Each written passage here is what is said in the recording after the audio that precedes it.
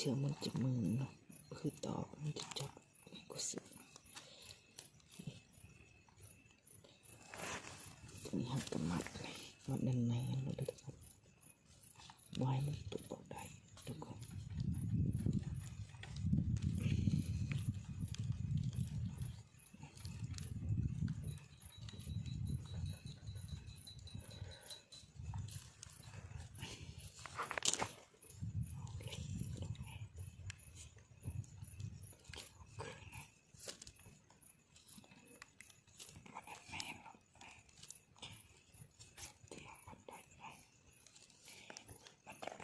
มันจะเป็นวงกลมเนาะ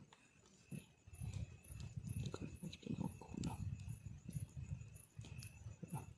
วงกลมแล้วก็มัดกันเข้า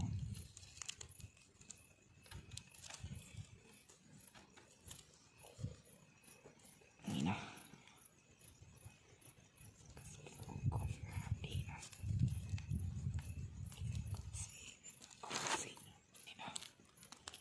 นี่ถ้าไพ่บุคคลใจในใดก็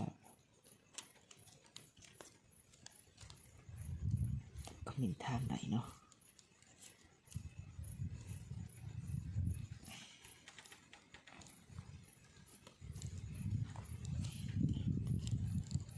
เพราะว่า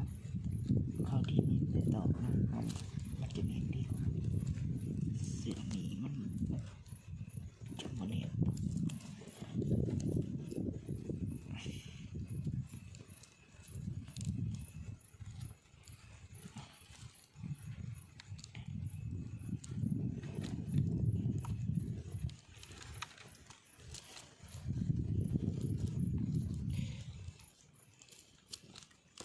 เดี๋ยวคอยที่วัดตอนบิดเนาะ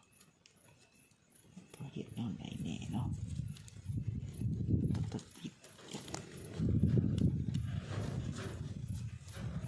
ตัวบิดเนาะคนว่าตัวบิดเห็ดแนวใดนะตัวบิดที่